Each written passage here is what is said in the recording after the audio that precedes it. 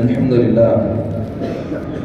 لله نحمده ونستعينه ونستغفره ونؤمن به ونتوكل عليه ونعوذ بالله من شرور أنفسنا ومن سيئات أعمالنا من يهده الله فلا مضل له ومن يضلل فلا هادي له وأشهد أن لا إله إلا الله وحده لا شريك له وأشهد أن محمدا عبده ورسوله أما بعد فإن خير الحديث كتاب الله وخير الهدي هدي محمد صلى الله عليه وسلم وشر الأمور محدثاتها وكل محدثة بدعة وكل بدعة ضلالة وكل ضلالة في النار. قال الله تبارك وتعالى في كلامه المجيد: أعوذ بالله من الشيطان الرجيم بسم الله الرحمن الرحيم يا أيها الذين آمنوا اتقوا الله حق تقاته ولا تموتن إلا وأنتم مسلمون. يا أيها الناس اتقوا ربكم الذي خلقكم من نفس واحدة وخلق منها زوجها وبث منهما رجالا كثيرا ونساء واتقوا الله الذي تساءلون به والأرحام إن الله كان عليكم رقيبا. يا أيها الذين آمنوا اتقوا الله وقولوا قولا سديدا يصلح لكم أعمالكم ويغفر لكم ذنوبكم ومن يطع الله ورسوله فقد فاز فوزا عظيما. وقال الله تعالى: يوم تقلب وجوههم في النار يقولون يا ليتنا أطعنا الله وأطعنا الرسول. وقال تعالى: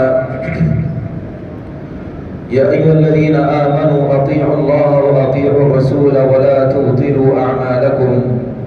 وقال النبي صلى الله عليه وسلم: من أطاعني دخل الجنة ومن عصاني دخل النار.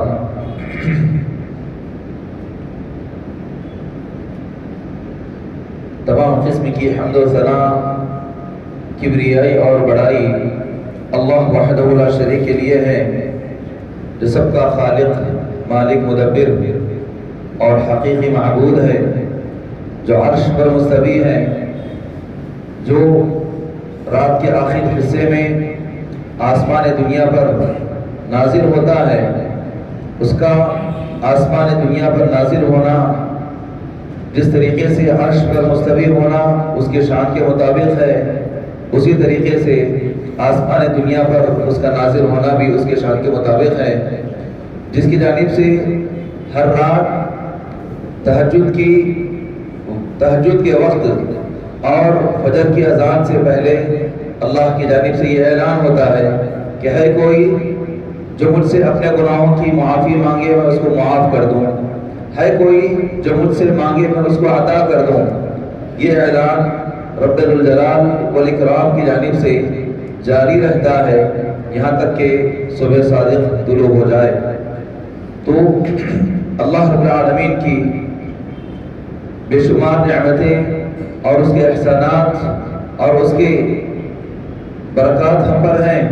انہی میں سے ایک نعمت اور اس کا احسان یہ ہے کہ اللہ نے ہمیں سب سے آخری نبی محمد رسول اللہ صلی اللہ علیہ وسلم کی امت میں پیدا فرمایا اور ہمیں اس بات کی توفیق دی کہ ہم رسول اللہ صلی اللہ علیہ وسلم کی تابعداری کریں. بے انتہا درود اور سلام اللہ کے تمام رسولوں اور نبیوں پر جنہوں نے اللہ رب العالمین کے پیغام کو پوری امانت داری کے ساتھ اپنی اپنی قوموں تک پہنچا دیا ہے.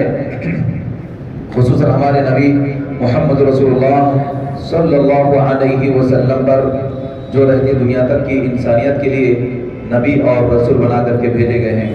محترم حاضرین، اسلامی ماں اور بہنوں، آج کے خطبے میں قرآن کریم کی آیات اور پھر رسول اکرم صلی اللہ علیہ وسلم کی بعض احادیث اس سلسلے میں بیان کی جائیں گی کہ معصیت رسول یعنی نبی صلی اللہ علیہ وسلم کی جو لوگ نافرمانی کرتے ہیں دنیا میں ان کا انجام کیا ہوتا ہے، آخرت میں ان کے لیے کس طریقے کے نقصانات ہیں، یہ انشاءاللہ آج کے اس خطبے میں بیان کیے جائیں گے. اللہ سے دعا ہے کہ اللہ تبارک و تعالی ہم تمام کو حق کہنے سننے اور اس کے مطابق عمل کی توفیق عطا فرما. باطل کو باطل سمجھنے اور اس سے بچنے کی ہمیں توفیق عطا فرما، آمین رب العالمین۔ محترم حاضرین، بڑا ہی بد نصیب ہے وہ جو سب سے آسان دین، سب سے سہل اور جس پر عمل کرنا سب کے لیے آسان ہو، اس دین پر عمل نہ کرے اور اس رسول کی تعلیمات کو نہ مانے جنہوں نے اللہ کے ہر حکم کو بہتر سے بہتر اور مکمل طریقے سے آسان الفاظ میں اور اپنی سنتوں کے ذریعے سے امت پر واضح کیا۔ اللہ کی جانب سے جو بھی حکم تھا پیارے نبی صلی اللہ علیہ وسلم نے وہ احکامات اپنی امت تک پہنچا دیے ہیں، یہاں تک کہ نیکی کا ایک ہلکا سا طریقہ یا ادنا سا طریقہ، چھوٹی سی چھوٹی نیکی بھی پیارے نبی صلی اللہ علیہ وسلم نے امت کو نہیں بتلائی، ایسی بات نہیں ہے، بلکہ آپ صلی اللہ علیہ وسلم نے ہر خیر سے امت کو آگاہ کر دیا۔ جو بھی نیکی ہے، ثواب ہے، خیر ہے، عمل صالح ہے، رسول اکرم صلی اللہ علیہ وسلم نے امت پر اس عمل سے واضح کر دیا ہے، امت کو اس عمل سے آگاہ کر دیا ہے۔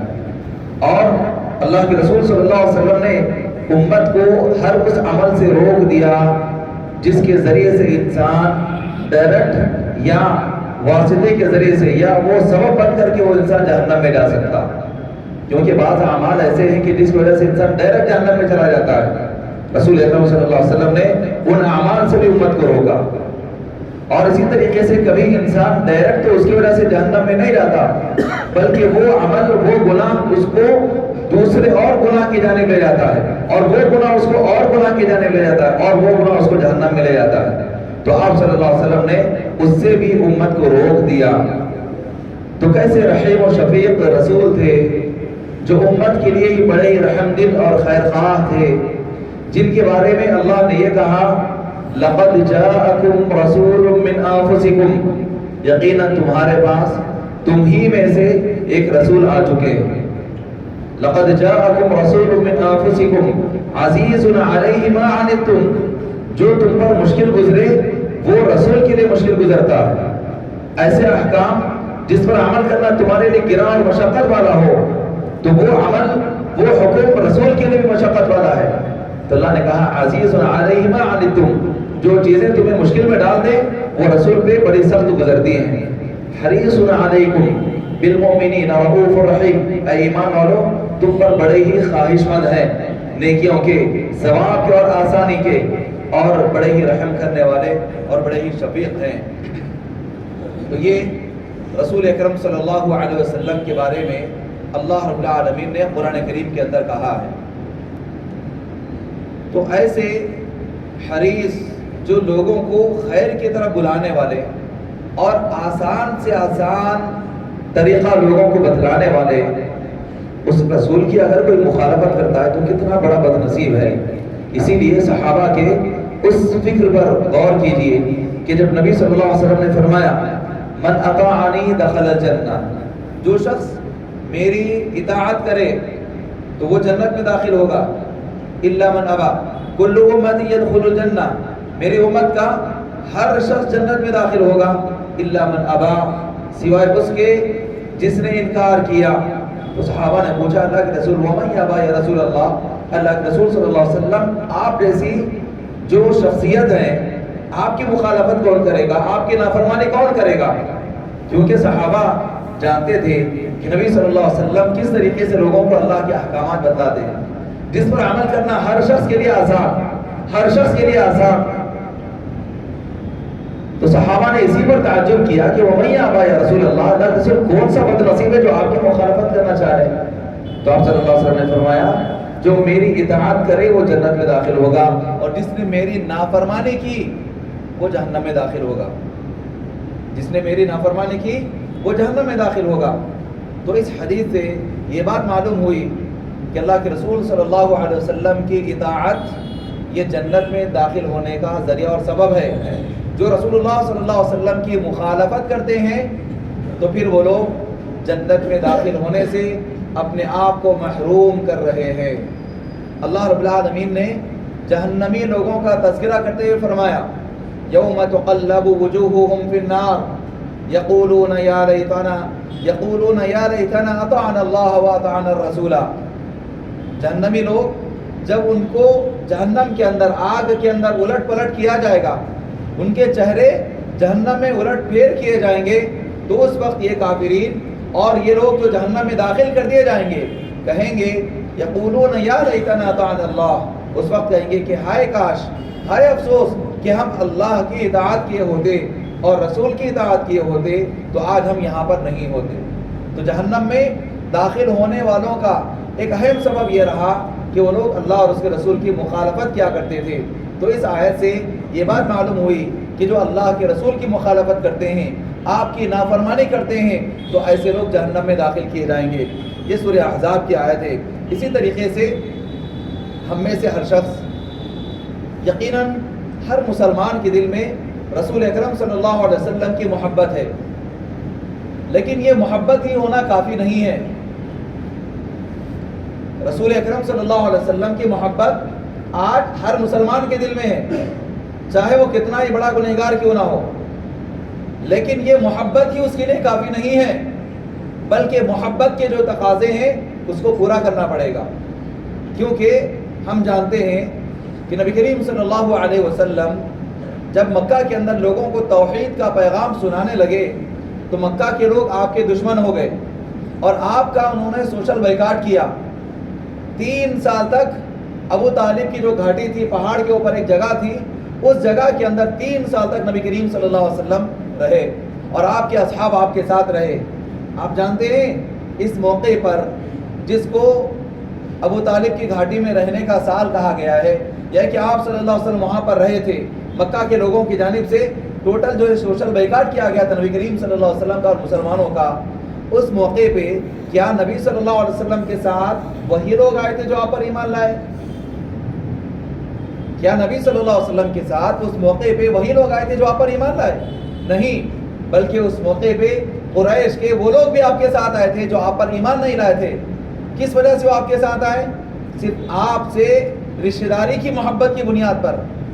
उनको मोहब्बत थी नबी सल्लल्लाहु अलैहि वसल्लम से, मोहब्बत की बुनियाद पर वो लोग आए, लेकिन वो लोग ईमान नहीं लाए थे। तो क्या उनका नबी सल्लल्लाहु अलैहि वसल्लम से मोहब्बत का इजहार करना उनके लिए काफ़ी था? नहीं। तो मालूम यह हुआ कि आज मुसलमानों की जानिब से और मुसलमानों में से जो लोग गुनहगार हैं वो लोग ये कहते हैं कि हाँ, हमारे दिल में नबी की मोहब्बत है, नबी की मोहब्बत है, नबी की मोहब्बत है, सब कहते हैं। लेकिन याद रखिए ये मोहब्बत ही काफ़ी नहीं है, बल्कि मोहब्बत के जो अमली तकाज़े हैं, आप पर ईमान लाना, आपकी सच्ची इत्तिबा करना, ये ज़रूरी है। वरना मोहब्बत तो मुश्रिकीन को भी थी, मोहब्बत तो कुफ़ार को भी थी। इसी वजह से वो रसूल अकरम सल्लल्लाहु अलैहि वसल्लम से कहते थे कि सादिक आ चुके हैं, अमीन आ चुके हैं। तो मालूम ये हुआ कि आज हमें अपने इस अमल की इस्लाह की ज़रूरत है। हम जो कहते हैं कि हमारे दिल में नबी की मोहब्बत है, तो ये मोहब्बत काफ़ी नहीं, बल्कि अमली सबूत उसका देना पड़ेगा। तो जो लोग रसूल अकरम सल्लल्लाहु अलैहि वसल्लम की मुखालफत करते हैं, इनके अमाल बर्बाद हैं। इतने सारे अमाल कर रहे हैं लोग नबी की मोहब्बत में, या ये कि अल्लाह को राज़ी और खुश करने के लिए, लेकिन उनका अमल, उनका तरीक़ा नबी की सुन्नत के मुताबिक नहीं है, नबी सल्लल्लाहु अलैहि वसल्लम के तरीक़े के मुताबिक नहीं है। तो इस वजह से उनके अमाल बर्बाद है। अल्लाह तबारक व तआला ने ऐसे लोगों के बारे में कहा, या अय्युहल्लज़ीना आमनू अतीउल्लाह व अतीउर रसूल व ला तुब्तिलू अमालकुम। ये सूरह मोहम्मद की आयत है जिसमें अल्लाह ने कहा कि अय वो लोगों जो ईमान लाए हो। अल्लाह अकबर। अल्लाह ताला इस आयत में ईमान वालों को खिताब कर रहा है, ईमान वालों को हुक्म दे रहा है कि अय वो लोगों जो ईमान लाए हो, अल्लाह की इताअत करो और रसूल की इताअत करो और अपने अमाल को बर्बाद ना करो। वला तुब्तिलू अमालकुम, अपने अमाल को बर्बाद ना करो। तो मालूम ये हुआ कि अल्लाह की इताअत ना करने वाले, रसूलुल्लाह की इताअत ना करने वाले अपने अमाल को बर्बाद कर रहे हैं, अपने अमाल को बर्बाद कर रहे हैं। اسی طریقے سے رسول اکرم صلی اللہ علیہ وسلم کی جو لوگ مخالفت کرتے ہیں اور آپ کی جو نافرمانی کرتے ہیں، وہ اس بات کی علامت ہے کہ ان کے اندر ایمان نہیں ہے، ان کے اندر نفاق ہے۔ جو رسول اکرم صلی اللہ علیہ وسلم کی نافرمانی کرتے ہیں وہ بے ایمان لوگ ہیں، وہ منافق لوگ ہیں، کیونکہ بے ایمان ہی نبی کی مخالفت کرتا ہے، منافق ہی نبی صلی اللہ علیہ وسلم کی مخالفت کرتا ہے۔ اللہ تبارک و تعالیٰ نے منافقین کے طرز عمل کو بیان کرتے ہوئے کہا وَإِذَا قِيلَ لَهُمْ تَعَالَوْا إِلَىٰ مَا أَنزَلَ اللَّهُ وَإِلَى الرَّسُولِ رَأَيْتَ الْمُنَافِقِينَ يَصُدُّونَ عَنكَ صُدُودًا، جب ان سے کہا جاتا ہے کہ آؤ اس جانب جو اللہ نے نازل کیا ہے اور رسول کی طرف آؤ، انہیں رسول کی تعلیمات کی طرف آؤ، رسول کی سنتوں کی طرف آؤ، تو آپ دیکھتے ہیں کہ یہ منافقین یصدون عنک صدودا، یہ آپ سے لوگوں کو روک رہے ہوتے ہیں۔ تو اس آیت میں اللہ رب العالمین نے منافقین کا طرز عمل بیان کیا کہ منافقین اللہ کی بات نہیں مانتے، منافقین رسول اکرم صلی اللہ علیہ وسلم کی بات نہیں مانتے، آپ کی سنتوں کی مخالفت کرتے ہیں اور آپ کی سنتوں پہ عمل کرنے سے خود بھی رکتے ہیں، دوسرے لوگوں کو بھی روکتے ہیں۔ تو معلوم یہ ہوا کہ جو رسول اکرم صلی اللہ علیہ وسلم کی نافرمانی کرتا ہے، مخالفت کرتا ہے، تو وہ بے ایمان شخص ہے، وہ منافق شخص ہے، اس کے اندر نفاق ہے، وہ سچا ایمان والا نہیں ہے۔ اسی طریقے سے رسول اکرم صلی اللہ علیہ وسلم کی جو لوگ مخالفت کرتے ہیں، اس کی وجہ سے دنیا کے اندر بھی بہت سارے نقصانات اس کے لیے ہوتے ہیں، انفرادی طور پر بھی اور اجتماعی طور پر بھی۔ انفرادی طور پر تو اس کی زندگی پوری پریشانی کے اندر ہی گزرتی ہے، اور اجتماعی طور پر بھی سب سے بڑا نقصان اس کے لیے یہ ہوتا ہے کہ امت کا شیرازہ بکھر جاتا ہے۔ امت جو متحد تھی، ایک تھی، یہ لوگ الگ الگ اور منتشر ہو جاتے ہیں۔ یہ رسول اکرم صلی اللہ علیہ وسلم کی مخالفت کا ایک بہت بڑا نقصان ہے، اور آج امت اس نقصان سے گزر رہی ہے۔ سارے لوگ کہتے ہیں اتحاد ہونا، سارے لوگ کہتے ہیں مل کے رہنا، سارے مسلمان، لیکن کیا بات ہے کہ اتحاد نہیں ہوتا؟ کیا بات ہے کہ مسلمان ایک نہیں ہوتے؟ وجہ یہی ہے کہ یہ جو اختلاف ہوا ہے، یہ جو جھگڑے پیدا ہوئے ہیں، یہ جو انتشار ہوا ہے، سبب کیا ہے؟ کیا سنت پہ عمل کرنے کی وجہ سے اختلاف ہوا؟ کیا قرآن کی آیت پہ عمل کرنے کی وجہ سے اختلاف ہوا؟ نہیں، بلکہ یہ اختلاف پیدا ہوا قرآن آیات پر عمل نہ کرنے کی وجہ سے، یہ اختلاف پیدا ہوا رسول اکرم صلی اللہ علیہ وسلم کی سنتوں کو چھوڑنے کی وجہ سے۔ اور سنتوں کو لوگ کس وجہ سے چھوڑتے ہیں، کیسے چھوڑتے ہیں؟ العیاذ باللہ، ایسے ہیلے بہانے، ایسے ہیلے بہانے کہ صاف طور پر وہ لوگ جانتے ہیں، مانتے ہیں، اقرار کرتے ہیں، بڑے بڑے علامے ہیں، بڑے بڑے مفتیان کرام ہیں، مانتے ہیں کہ ہاں یہ نبی کی حدیث ہے، یہ نبی کی سنت ہے، لیکن کیا کریں، ہم مقلد ہیں۔ یہ جواب ان کا آتا ہے، العیاذ باللہ۔ اللہ کا شکر ادا کرو، اے اہل الحدیث اور سلفی لوگوں، اللہ کا شکر ادا کرو کہ اللہ نے ہمیں اور آپ کو وہ دل دیا ہے کہ جس کے سامنے جب حدیث آتی ہے تو ہم آمنا اور صدقنا کہتے ہیں، اس پہ عمل کرتے ہیں۔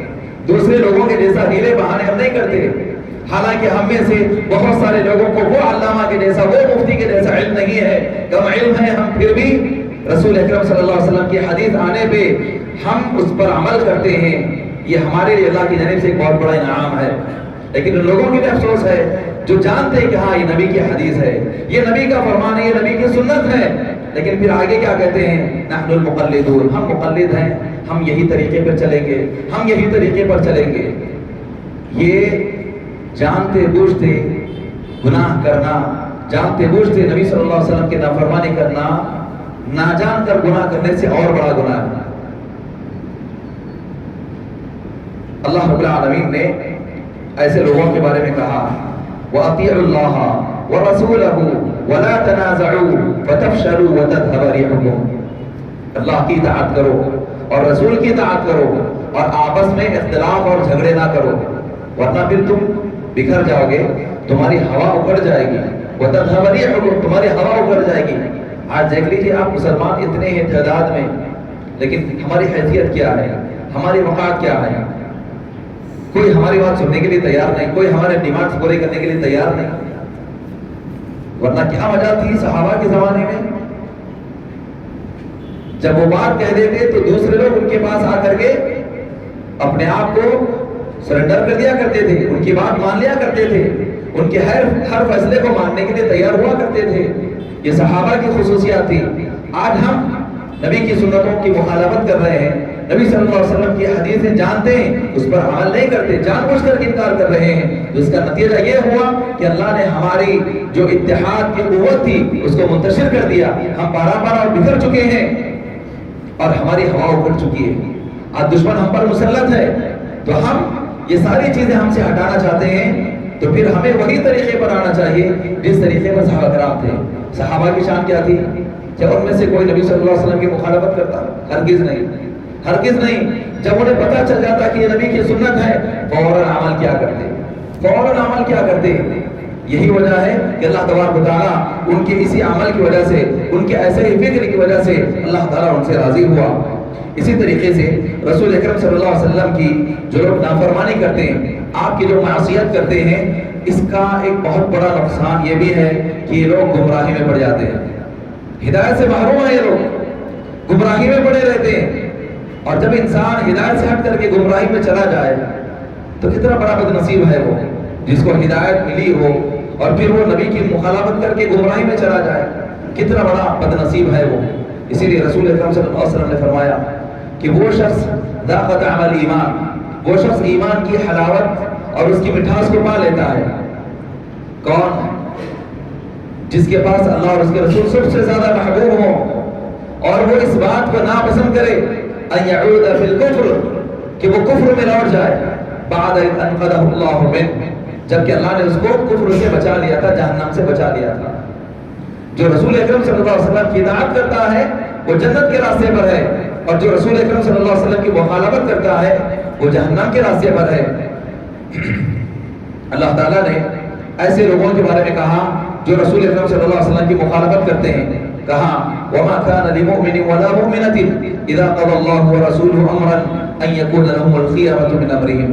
کسی بھی ایمان والے مرد کے لیے، کسی بھی ایمان والی عورت کے لیے یہ اختیار باقی نہیں رہتا کہ جب اللہ اور اس کے رسول کوئی فیصلہ کر دے، اللہ کا حکم آ جائے تو اس کے بعد ایمان والوں کے لیے کوئی اختیار باقی نہیں رہتا، رسول کا حکم آ جائے تو ایمان والوں کے پاس کوئی اختیار باقی نہیں رہتا کہ ہم چاہے تو عمل کریں چاہے تو چھوڑ دیں۔ اسی لیے امام مالک رحمۃ اللہ علیہ، امام مالک رحمۃ اللہ علیہ جن کو امام دار الہجرہ کہا جاتا ہے، تو وہ مسجد نبوی میں محراب رسول سے یہ درس دیا کرتے اور پھر نبی کریم صلی اللہ علیہ وسلم کی قبر کی جانب اشارہ کر کے کہتے کل یؤخذ عنہ ویرد الا صاحب هذا القبر، دنیا کے اندر ہر شخص کی بات آپ لے بھی سکتے ہیں، چھوڑ بھی سکتے ہیں، اس پہ عمل بھی کر سکتے ہیں، اس کو ریجیکٹ بھی کر سکتے ہیں آپ، الا صاحب هذا القبر، سوائے قبر والوں کے، فانه یؤخذ ولا یرد، کیونکہ نبی کی تمام باتیں لی جائیں گی اور رد نہیں کیا جائے گا۔ تو ایمان والوں کے لیے یہ اختیار باقی نہیں رہتا کہ اللہ کی جانب سے حکم دے دیا گیا، نبی کی جانب سے حکم دے دیا گیا، اس کے بعد پھر لوگ کہیں گے نہیں یہ ایسا ہے، مجھے یہ اختیار کی بات نہیں ہے۔ وما كان لمؤمن ولا مؤمنة اذا قضى الله ورسوله امرا ان يكون لهم الخيرة من امرهم۔ اس کے بعد آگے اللہ نے فرمایا ومن يعص الله ورسوله فقد ضل ضلالا مبينا، جو اللہ کے اور اللہ کے رسول کی نافرمانی کرے وہ کھلی واضح گمراہی میں پڑ چکا ہے۔ تو یہ آیت بتلا رہی ہے کہ جو رسول اکرم صلی اللہ علیہ وسلم کی مخالفت کرتے ہیں اس کا ایک بہت بڑا نقصان یہ ہوتا ہے کہ وہ انسان گمراہی میں چلا جاتا ہے، اور یقیناً یہ حقیقی بات بھی ہے کہ آپ دیکھیں جو لوگ نبی کی سنتوں پہ عمل نہیں کرتے بلکہ بدعات میں پڑے ہوئے ہیں، شرک میں پڑے ہوئے ہیں، حالانکہ وہ لوگ دعویٰ کر رہے ہیں ایمان کا، وہ لوگ دعویٰ کر رہے ہیں اتباع رسول کا، وہ لوگ دعویٰ کر رہے ہیں محبت رسول کا، لیکن آپ ان کے اعمال دیکھ لیجئے کیا کر رہے ہیں، کھلی گمراہی، واضح گمراہی ہے جس کے بارے میں ذرا برابر بھی شک اور شبہ نہیں، لیکن پھر بھی وہ لوگ اسی گمراہی میں بالکل خوشی کے ساتھ پڑے ہوئے ہیں۔ تو یہ رسول اکرم صلی اللہ علیہ وسلم کی مخالفت کا ایک بہت بڑا نقصان ہے کہ ایسے لوگ گمراہی میں پڑ جاتے ہیں۔ اسی طریقے سے جو نبی صلی اللہ علیہ وسلم کی مخالفت کرتے ہیں ان کے اوپر دنیا میں بھی سخت عذاب نازل ہوگا، ان کے اوپر دنیا میں بھی سخت عذاب نازل ہوگا۔ اللہ تبارک و تعالیٰ نے فرمایا سورہ فرقان کی سورہ نور کی آیت ہے جس میں اللہ نے کہا فَلْيَحْذَرِ الَّذِينَ يُخَالِفُونَ عَنْ أَمْرِهِ أَن تُصِيبَهُمْ فِتْنَةٌ، ایسے لوگوں کو ڈرنا چاہیے جو نبی کی مخالفت کرتے ہیں یہ لوگ کسی فتنے میں پڑ جائیں، اور يُصِيبَهُمْ عَذَابٌ أَلِيمٌ، یا کہ ان کے اوپر کوئی دردناک عذاب آ جائے۔ تو اس آیت سے معلوم ہوا کہ جو نبی صلی اللہ علیہ وسلم کی مخالفت کرتے ہیں، آپ کی نافرمانی کرتے ہیں، ان لوگوں پر اللہ کا عذاب آئے گا۔ اب عذاب کا مطلب ہمارے پاس الگ ہے، ہم جو ہے اس کا پیمانہ بدل چکے ہیں۔ عذاب مطلب جیسے قوم صالح پر قوم ثمود پر، قوم عاد پر اور اسی طریقے سے قوم لوط پر جیسے عذابات اور پوری طریقے سے تہس نہس کر دیے گئے، اس طریقے سے ہم پر عذاب آئے تو ہم عذاب سمجھتے ہیں. یہی نہیں، یہی عذاب نہیں ہے، وہ بھی عذاب ہے جس سے پوری طریقے سے ان کی نسل کو ختم کر دیا گیا تھا. اللہ کی جانب سے عذاب یہ بھی ہے کہ آپ محنت پہ محنت، مشقت پہ مشقت کرتے رہے لیکن آپ کو دینی سکون اور اطمینان نہ رہے، پریشانی پہ پریشانی، اطمینان قلب آپ کو حاصل نہ ہو، پرسکون زندگی آپ کو میسر نہ ہو. ہزاروں کا کما رہے ہیں، لاکھوں میں کما رہے ہیں ایک مہینے کے اندر، اور بعض لوگ تو ایک دن کے اندر بھی کماتے ہیں، لیکن نبی کی مخالفت کی وجہ سے ان کی زندگی عذاب بن چکی ہے. وہ لوگ پریشان ہیں، حیران ہیں. وجہ کیا ہے؟ اللہ کا عذاب ہے ان پر. اللہ نے ان کے دلوں سے اطمینان کو چھین لیا. صحابہ کی سیرت دیکھیں آپ، غربت کی زندگی گزارا کرتے تھے، فخر و فخر کی زندگی گزارا کرتے تھے، تنگ دستی کی زندگی، لیکن امن و سکون، اطمینان اللہ نے ان کو عطا فرمایا. وجہ کیا تھی؟ نبی کی اطاعت کرتے تھے، نبی کی بات مانا کرتے تھے، اللہ نے ان کو سکون عطا کر دیا تھا. آج ہم لوگ، ہمارے پاس دنیا کی اتنی ساری سہولتیں ہیں لیکن سکون نہیں ہے، تو یہ اللہ کا عذاب ہے، یہ اللہ کا عذاب ہے. لہذا ہر انسان جو اپنے آپ میں یہ محسوس کرتا ہے کہ میں کسی پریشانی میں مبتلا ہوں، اس کو چاہیے کہ وہ توبہ کرے، استغفار کرے، نبی کی مخالفت چھوڑ دے، کس ناحیے سے بھی اور کس حیثیت سے بھی ہو، جو بھی مخالفت کر رہا ہے چھوڑ دے، اتباع کر لے، اس کے اندر اس کی زندگی کا سکون حاصل ہوگا. اسی طریقے سے رسول اکرم صلی اللہ علیہ وسلم کی ایک حدیث ہے صحیح مسلم کے اندر، سلمہ بن اکوع رضی اللہ عنہ فرماتے ہیں، صحابی سلمہ بن اکوع رضی اللہ عنہ فرماتے ہیں کہ نبی صلی اللہ علیہ وسلم کے پاس ایک شخص بیٹھا اور وہ اپنے لیفٹ ہینڈ سے اپنے دائیں ہاتھ، اپنے بائیں ہاتھ سے کھانے لگا، اپنے لیفٹ ہینڈ سے کھانے لگا. نبی کریم صلی اللہ علیہ وسلم نے کہا کل بیمینک، اپنے سیدھے ہاتھ سے کھاؤ. تو اس نے کہا لا استطیع.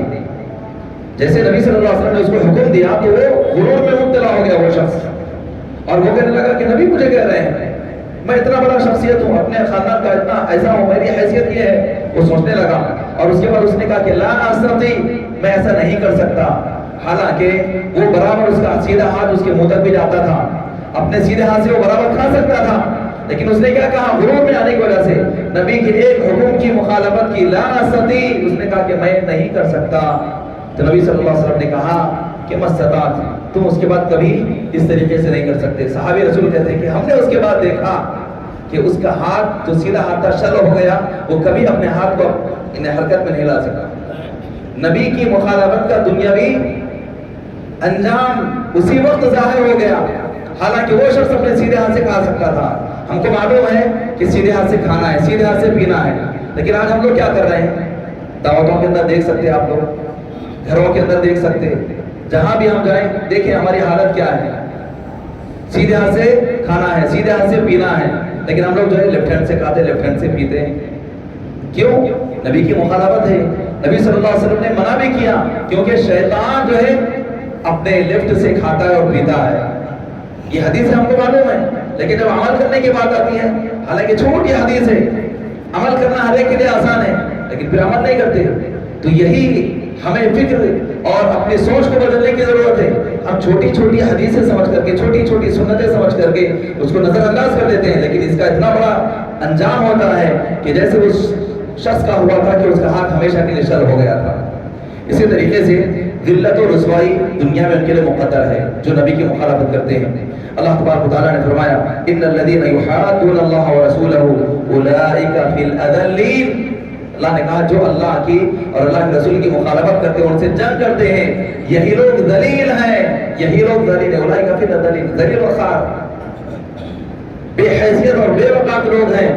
تو معلوم ہوا اس آیت سے بھی کہ جو رسول اکرم صلی اللہ علیہ وسلم کی مخالفت کرتے ہیں، نافرمانی کرتے ہیں، وہ لوگ ذلیل و خوار لوگ ہیں. عزت چاہیے تو اللہ کی اطاعت، عزت چاہیے تو نبی کریم صلی اللہ علیہ وسلم کی اطاعت ہونا ہے. اسی طریقے سے آپ صلی اللہ علیہ وسلم کی اطاعت کرنے والا جنت میں داخل ہوگا، جو آپ کی مخالفت کرنے والا ہے وہ جہنم میں داخل ہوگا.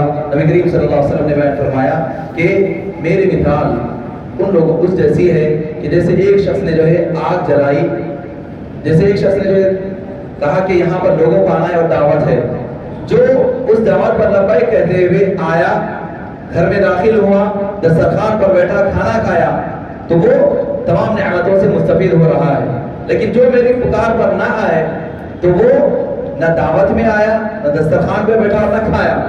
تو یہ مثال آپ صلی اللہ علیہ وسلم نے جو بیان فرمائی، جنت کی مثال آپ صلی اللہ علیہ وسلم نے کہا کہ جو شخص لوگوں کو دعوت دے رہا ہے، بلا رہا ہے کہ آؤ یہاں پر کھانے کی دعوت ہے، یہاں پر دعوت ہے کھانے کی، جو اس کی دعوت پر آ رہے ہیں، تو دعوت دینے والے کون؟ نبی کریم صلی اللہ علیہ وسلم۔ نبی صلی اللہ علیہ وسلم لوگوں کو جنت کی طرف بلا رہے ہیں، اور جو گھر ہے جس میں آپ نے کہا کہ اس گھر میں دعوت ہے، وہ گھر جنت ہے، وہ گھر جنت ہے، اور اس میں جو دسترخوان جو بچھایا گیا جنت کی نعمتیں ہیں جو اللہ نے ایمان والے لوگوں کے لیے تیار کر رکھی ہیں۔ اور اس دسترخوان سے کون کھا سکتا ہے؟ جو اس گھر میں داخل ہو، جو اس بلانے والے کی بلانے کو سنا ہی نہیں، اس کی دعوت کو قبول ہی نہیں کیا، تو نہ وہ گھر میں داخل ہوگا، نہ وہ اس نعمت سے فائدہ اٹھائے گا۔ یہی مثال نبی کریم صلی اللہ علیہ وسلم نے بیان فرمائی۔ لہذا نبی صلی اللہ علیہ وسلم نے ہمیں جنت میں لے جانے والے اعمال بتلا دیے ہیں، ہمیں اس کے مطابق عمل کرنا ہے۔ الغرض اگر ہم غور کریں تو آج ہماری زندگی کے اندر ہم نبی کی سنتوں کو چھوٹی اور معمولی سمجھ کر کے نظر انداز کرتے جا رہے ہیں، نظر انداز کرتے جا رہے ہیں۔ یہ بہت ہی سنگین جرم ہے، یہ بہت ہی سنگین جرم ہے، اور شاید یہی وجہ سے آج مسلمانوں کے اوپر اللہ کی جانب سے عذابات مسلط ہو رہے ہیں اور دشمن ہم پر مسلط ہیں۔ تو ہم سب کو عزت چاہیے، احترام چاہیے اور سکون کی زندگی چاہیے، تو اللہ اور اس کے رسول کی اطاعت ہمیں کرنا ہے۔ اللہ سے دعا ہے کہ اللہ تبارک و تعالیٰ ہم تمام لوگوں کو کتاب و سنت کے مطابق عمل کی توفیق عطا فرما، نبی صلی اللہ علیہ وسلم کی سچی اور کامل اتباع کی ہمیں توفیق عطا فرما۔ اللہ تبارک و تعالیٰ ہم میں سے جو بیمار ہیں، جس طریقے سے بھی بیمار ہیں، سب کو شفاء کاملہ صحت عاجلہ عطا فرما، ایمان و ہدایت پر ثابت قدمی عطا فرما۔ اللہ تبارک و تعالیٰ اس شہر میں امن و امان کو عام فرما، اس ملک میں امن و امان کو عام فرما۔ اللہ تبارک و تعالیٰ جہاں پر بھی مسلمان پریشان حال ہیں، سب کی مدد فرما۔ اللہ تبارک و تعالیٰ جن کا توحید پر انتقال ہوا ہے، اپنے فضل و کرم سے سب کی مغفرت فرما دے، سب کو جنت الفردوس میں جگہ نصیب فرما۔ اللہ تبارک و تعالیٰ جب تک ہمیں اس دنیا میں رکھ، ایمان اور اسلام کی حالت میں زندہ رکھ، اور جب ہمارا خاتمہ فرما تو ایمان اور اسلام کی حالت میں خاتمہ فرما۔ آمین۔ بارک اللہ لی ولکم ولسائر المسلمین من کل ذنب فاستغفروہ انہ هو الغفور الرحیم۔